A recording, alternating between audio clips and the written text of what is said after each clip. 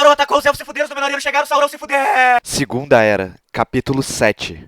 Rivendell. Nos anos que seguiram, Sauron se trancou em Mordor e não virou suas ambições para Eriador novamente. Porém, ele se manteve fiel aos seus propósitos. O Senhor do Escuro continuou subjugando os homens do Sul e do Leste, aqueles tocados pela sombra de Morgoth ao despertar, e assim lentamente ele reergueu seu império e continuou propagando o culto a Morgoth. Enquanto isso, em Lindon, Gil-galad ficou muito grato a Minas Tirith pelo resgate, e mandou por ele seus cumprimentos e votos de amizade com a rainha de Númenor, Tar-Telperion. E, em 1701 da Segunda Era, após a campanha de Sauron, foi convocado o primeiro Conselho Branco.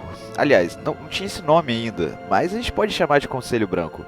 E ele provavelmente era formado por Galadriel e Celeborn, Gil-galad, Elrond e Círdan, o Elfo dos Portos. E provavelmente aí no meio tinham também outros lordes dos Eldar.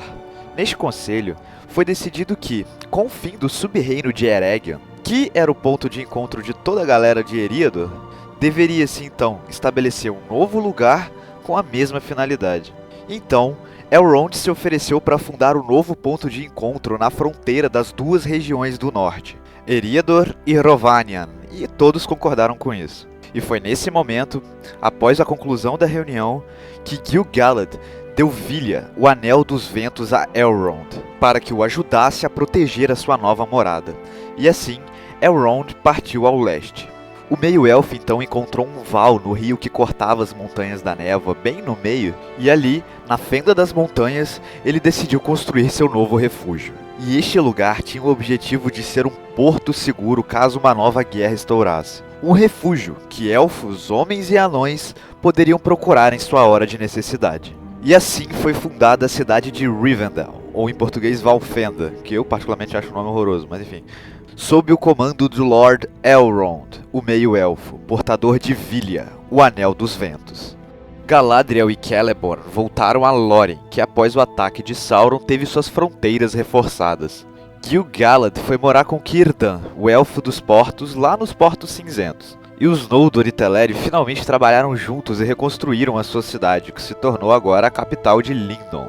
E no ano 1731 da Segunda Era, Tar-Telperion morreu, e como ela não teve filhos, o seu cetro foi passado por direito ao seu sobrinho, Minas Tirith, que assim se tornou o 11º rei de Númenor.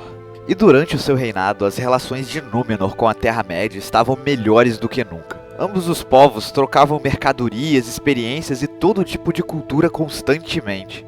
Até que, no ano 1869 da Segunda Era, Tar-Minas Tirith passou o cetro ao seu filho, Ciriathan, que tornou-se o 12º rei de Númenor. E Tar-Ciriathan foi um rei forte, porém ele não dava importância aos anseios de seu pai em manter uma aliança com os elfos. E além disso, ele oprimia os homens comuns da Terra-média.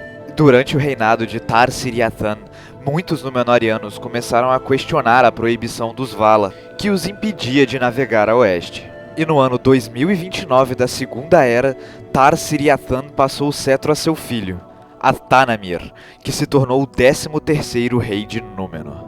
Devido às constantes influências culturais de outros povos durante os últimos séculos, os Númenóreanos inevitavelmente foram perdendo um pouco de seus próprios costumes. Eles não esqueceram as suas raízes, mas a frequência de seus rituais religiosos em adoração a Eru Ilúvatar foram diminuindo. E o constante contato dos Númenóreanos com os Elfos fez com que os homens do Poente vislumbrassem a imortalidade de perto, mas nunca poderiam tocá-la. E assim, em uma conversa com Gil-galad, Tar-Antanamir começou a questionar a proibição que os Valar impuseram aos homens. Afinal, por que eles não poderiam navegar a oeste e buscar Valinor?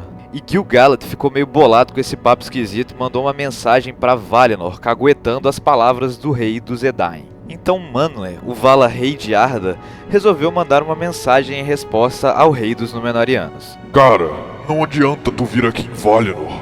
Você é um homem mortal. Você vai morrer. Ponto. A gente já te deu uma vida longa. Fica de boa aí, rapaz. E Tar-Antanamir pediu ao mensageiro que voltasse com a seguinte resposta. Mas e meu ancestral, Earendil? Ele foi e tá vivo ainda, andando de barco nos céus com a Silmaril. E Manwë novamente enviou uma mensagem explicando que o destino de Arendil era um caso à parte, diferente de todos os outros.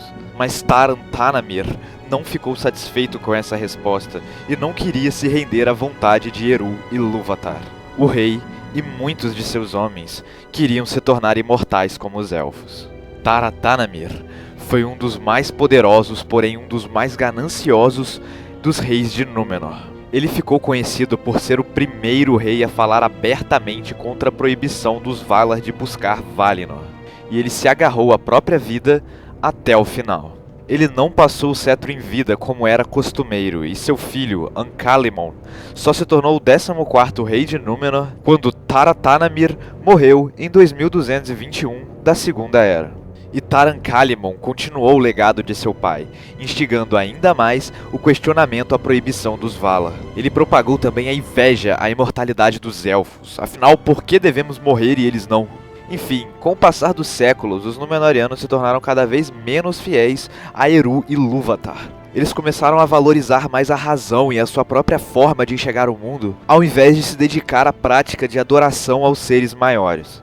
Taran Calimon decidiu adotar o Aduaico, que é a língua comum númenoriana, como idioma real, substituindo assim o Quenya, que é a língua dos Eldar, mas manteve o prefixo Tar, que significa rei em Quenya, no início de seu nome.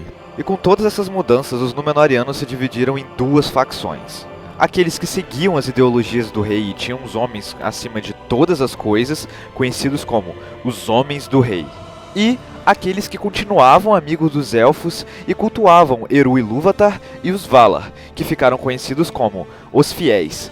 Enquanto isso, em Mordor, no ano 2251 da Segunda Era, os 9 espectros do Anel começaram a dar as caras novamente. Eles eram os 9 Lordes dos Homens que Sauron corrompeu com os Anéis de Poder. Os seus servos mais fiéis, reflexos terríveis da sua própria vontade. Tamanha era a corrupção imposta por Sauron que os seus corpos mortais deixaram de existir. E agora eles não possuíam mais forma física. Eram apenas espectros vazios, cobertos por mantos negros.